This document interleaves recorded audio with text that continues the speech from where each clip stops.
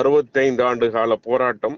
ஏறக்குறைய 1040 குளங்களை பவானியில இருந்து, காளிங்கராயன் வாய்க்கால் பகுதியில இருந்து, சின்னாற்றில இருந்து எடுத்து நீரேற்று குழாய் மூலமாக அதை நிரப்ப வேண்டும், குளம் குட்டைகளை நிரப்ப வேண்டும் என்பதுதான் திட்டத்துடைய நோக்கம். ஏறக்குறைய 65 ஆண்டு கால போராட்டம் கடந்த அதிமுக ஆட்சியில் திட்டத்திற்கு அடிக்கல் நாட்டப்பட்டது. ஆனாலும் கூட திமுக அரசுடைய மெத்தனத்தால் 96% பணிகள் முடிந்தும் கூட பணிகள் துவக்கப்படவில்லை, திட்டம் நிறைவேற்றப்படவில்லை, திட்டம் மக்களுக்கு அர்ப்பணிக்கப்படவில்லை, விவசாய பெருமக்களுக்கு. இதை பாஜக கையில் எடுத்து அங்கே 3ஆம் கட்ட அந்த நீரேற்று நிலையத்திற்கு வருகை புரிந்த மாநில தலைவர் அண்ணாமலை அவர்கள் விவசாய அணி தலைவர் ஜி.கே. நாகராஜ் தலைமையிலே தொடர் உண்ணாவிரதம் இருப்போம் என்று ஆகஸ்ட் 20ஆம் தேதி என்று இருப்போம் என்று அறிவித்தார். இதை ஏற்றுக்கொண்ட அமைச்சர் முத்துசாமி அவர்களும் உண்ணாவிரதத்தை தள்ளி வைக்க வேண்டும், கைவிட வேண்டும் என்று சொன்னார். அதன்படி அவர்களும் பாஜகவின் அழுத்தத்திற்கு பணிந்து இத்திட்டத்தை இன்று முதலமைச்சர் அவர்கள் திறந்து வைத்திருக்கிறார்கள், விவசாயிகளுக்கு அர்ப்பணித்திருக்கிறார்கள். அந்த நிகழ்ச்சியில் அமைச்சர் முத்துசாமி அவருடைய அழைப்பை ஏற்று நானும் நம்முடைய சட்டமன்ற உறுப்பினர் எம்எல்ஏ சரஸ்வதி அவர்களும் அந்நிகழ்வுடைய நிர்வாகிகளுடன் நாங்கள் பங்கேற்றோம். இத்திட்டம் விவசாயிகளுக்கு மிகப்பெரிய ஒரு வரப்பிரசாதம், ஒரு வாழ்வாதாரம், அவர்களுடைய வாழ்வு நிலை உயரும். ஒவ்வொரு ஆண்டும் குழாய் கிணறு அமைக்க பல லட்சங்களை செலவு செய்யும் விவசாயிகள் அதிலிருந்து காப்பாற்றப்படுவார்கள். இது நிலத்தடி நீர் உபரியாக்கின்ற, நிலத்தடி நீரை அதிகப்படுத்துகின்ற திட்டம், மட்டத்தை உயர்த்துகின்ற திட்டம். அந்த வகையிலே இத்திட்டத்தால் கோயம்புத்தூர், திருப்பூர், நீலகிரி, ஈரோடு ஆகிய மாவட்டங்கள் பயன்பெறும். இத்திட்டத்தில் தொடர்ச்சியாக 1.5 TMC தண்ணீர் 70 நாட்களுக்கு 1040 குளங்களை குட்டைகளை நிரப்பப்படும். பவானி சாகர் உடைய ஆற்றிலே இருந்து தண்ணீர் எடுக்கப்படுகிறது. 6 பம்ப் ஸ்டேஷன் அமைக்கப்பட்டிருக்கிறது. 8 பம்புகள் மூலமாக தொடர்ச்சியாக 3 பம்புகள் இயங்கும். அந்த தண்ணீர் தொடர்ச்சியாக சென்று குளங்கள் பைப் மூலமாக நிரப்பப்படும். இது ஒரு மிகச்சிறப்பான திட்டம்.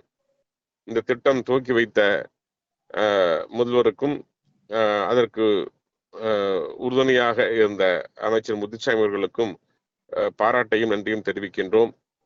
இது போன்ற அழுத்தத்தால் திட்டங்கள் நிறைவேற்றப்பட்டால் மட்டும் பயன் அல்ல. இந்த திட்டத்தை தமிழக அரசே முன்வந்து ஏற்று தொடர்ச்சியாக இந்த திட்டம் செயல்பட, மோட்டர்கள் சிறப்பாக இயங்க, தடையின்றி தண்ணீர் குளங்களை நிரப்ப ஒரு குழு அமைக்க வேண்டும். விதிமுறைகளை உருவாக்க வேண்டும். எந்த மாசத்துல தண்ணி திறந்து விடுறது, எவ்வளவு தண்ணி திறந்து விடுறது, அதே போல எவ்வளவு உபரிநீர் என்பது பவானி ஆற்றில் வருகின்ற உபரிநீரா அல்லது காவிரியில இருந்து ஒரு உபரிநீர் எல்லாம் ஒரு திட்டத்தை ஏற்பாடு செய்து அதன்படி ஒவ்வொரு ஆண்டும் செயல்படுத்த வேண்டும். ஏனென்றால் கணக்கில்லாத 100க்கும் மேற்பட்ட TMC தண்ணீர் காவிரியிலே சென்று வீணாக கடலிலே கலக்கிறது. இதற்கு தேவையோ வெறும் 1.5 TMC. இதன் மூலமாக 3 மாவட்டங்களில் 1000 குளங்குட்டை நிரப்ப முடியும் என்று சொன்னால் அது எவ்வளவு பெரிய வாழ்வாதாரம் என்பதை அரசு புரிந்து கொள்ள வேண்டும். இதுக்காக குரல் கொடுத்த மாநில தலைவர் அண்ணாமலை அவர்களுக்கும் மற்றும் அவனாசி அத்திக்காடு போராளிகளுக்கும் மனமார்ந்த நன்றிகளை தெரிவித்துக் கொள்கின்றோம். விவசாயிகள் சார்பாக பாஜக இதில் பங்கேற்றது. இன்றும் கூட திரளான நிர்வாகிகள் பங்கேற்று ஒரு கட்சி வேறுபாடு இன்றி அந்த நிகழ்ச்சியில் நாங்களும் பங்கேற்றோம் என்பதை தெரிவித்துக் கொள்கிறேன். இப்போ உபரி நீர் அப்படிங்கிற ஒரு மையப்படுத்தி இந்த திட்டமே செயல்படுத்தப்படுது சார். இப்போ வருடந்தோறும் இந்த உபரி நீர் கிடைக்குமா, இல்ல பவானி ஆற்றுல இந்த உபரி நீர் கிடைக்காத காலகட்டங்கள்ல என்ன மாதிரியான திட்டம் வச்சிருக்காங்க சார்? இந்த உபரி நீர் ஒவ்வொரு ஆண்டுமே பாத்தீங்கன்னா ஒரு 50 TMC 30 TMC என்பது தொடர்ச்சியாக மழைக்காலங்களில கடலில் கலந்து கொண்டுதான் இருக்கிறது. இந்த திட்டத்தை பொறுத்தவரை ஒரு முறை குளங்குட்டையில் நிரப்பிவிட்டாலே போதும். அது 3 ஆண்டுகளுக்கு தண்ணீர் மீண்டும் தேவைப்படாது. ஆனா அந்த அளவுக்கு உங்களுக்கு குளங்குட்டைகளை தண்ணி தேங்கி நிற்கும். அதனால அப்பப்ப தண்ணி உபரிநீர் வர்றப்போ அது எந்த காலகட்டத்தில் உபரிநீர் வந்தாலும் அதை எடுத்து இயக்கலாம். அந்த இயக்கின்ற பொழுது எப்படி இருந்தாலும் இன்றைக்கெல்லாம் மழை பெய்கின்ற பொழுது சில சமயம் அளவற்ற மழை பெய்து கடலை கலக்கின்ற பொழுதெல்லாம் இத்திட்டத்தை இயக்கினால் தொடர்ச்சியாக தண்ணீர் குளத்தை நெப்பிக்கொண்டே இருக்கலாம்.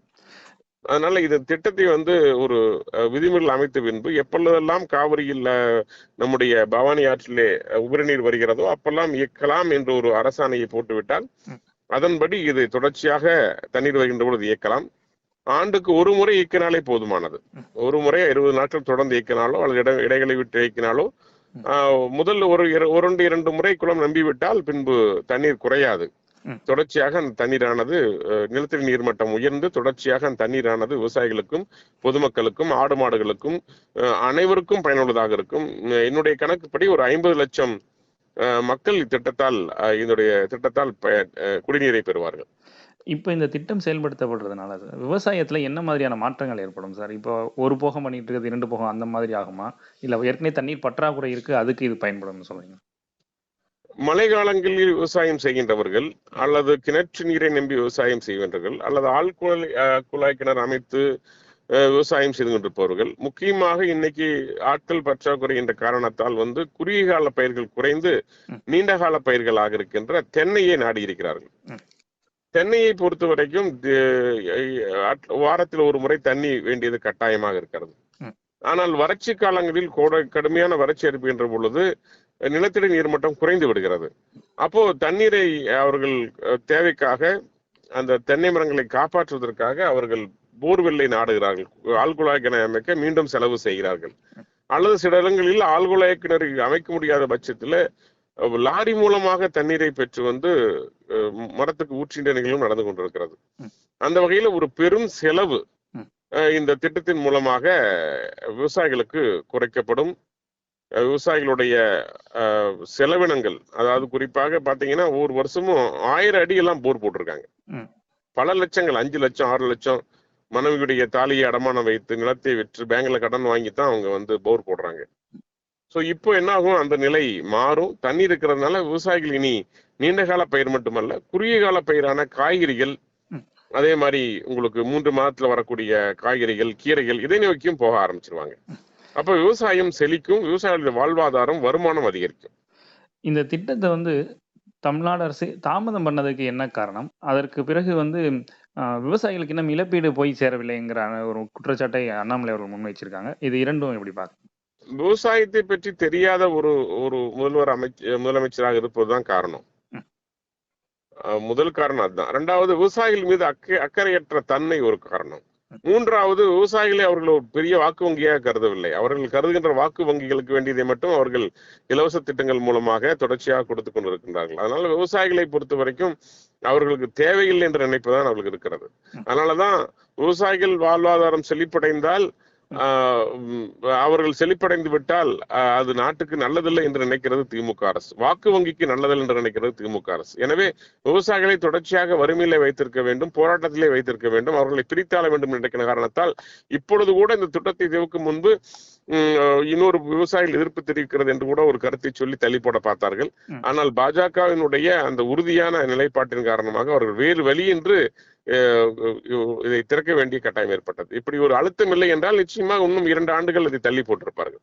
இந்த இழப்பீடு விவசாயிகளுக்கு இன்னும் போய் சேராமல் இருக்கிறதுக்கு என்ன காரணம்?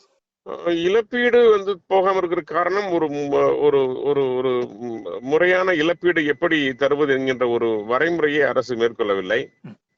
2வது, ஒரு திட்டமிட்டலோடு இந்த நிலம் எடுப்பு நடக்கப்படவில்லை. சோ இதுல விவசாயிகள் இடம் கொடுக்க தயாரா இருக்கிறார்கள், அவர்கள் இடம் கொடுக்கவும் தயாராக இருக்கிறார்கள், தண்ணீர் வேண்டும் என்று விரும்புகின்றார்கள். ஆனால் அரசினுடைய அணுகுமுறை ஒரு அக்கறையற்ற அணுகுமுறை தான் இது விவசாயிகள் நிலம் கொடுக்க மறுப்பதற்கும் அப்படி கொடுத்த விவசாயிகளுக்கு பணம் கொடுக்க மறுப்பதற்கும் இந்த அரசுதான் காரணம். அடுத்த இறுதியாக ஒரு கேள்வி சார். இப்போ இந்த காவேரி குண்டார் இணைப்பு திட்டம் அப்படிங்கிற விஷயம் நீண்ட நாட்களாக பேசப்பட்டுக்கிட்டே இருக்கு. இதே மாதிரியான ஒரு திட்டம் காவேரி குண்டார் இணைப்பு திட்டம். இந்த திட்டம் இப்போ தமிழ்நாடு அரசு சுணக்கமா இருக்கு. இந்த திட்டம் கொண்டு போக வாய்ப்பு இருக்கா? ஏன்னா காவேரி நதிநீர் பங்கீடு விவகாரத்துல கர்நாடகா தமிழ்நாட்டோட பாசன பரப்பை விரிவுபடுத்தக்கூடாதுங்கிற மாதிரியான குற்றச்சாட்டுகள்லாம் வச்சிருக்காங்க. இந்த திட்டத்தை செயல்படுத்துவதற்கான சாத்தியக்கூறுகள் தமிழக அரசோட செயல்பாடு இந்த விவகாரத்தில் எப்படி பாக்குறீங்க?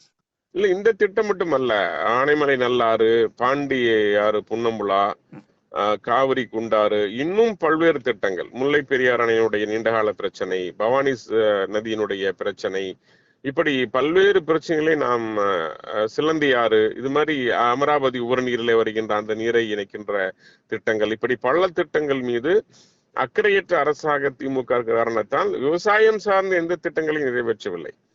நீங்க பாத்தீங்கன்னா சமீபத்துல தமிழ் முதல்வன் அப்படிங்கிற ஒரு திட்டம், அப்புறம் அதே மாதிரி பெண்களுக்கான 1000 ரூபாய் தருகிற திட்டம், இது மாதிரி கொடுத்து வாக்கு வங்கியை மட்டும் நிலைநிறுத்துகின்ற முயற்சி மட்டும் திமுக முன்னெடுத்துக்கிறது ஒழிய, நீண்ட காலமாக இந்த தமிழ்நாட்டை முன்னெடுத்து செல்வதற்காக நீண்ட கால தொலைநோக்கு பார்வையோடு எந்த திட்டத்தையும் திமுக அரசு நிறைவேற்றுவதில்லை.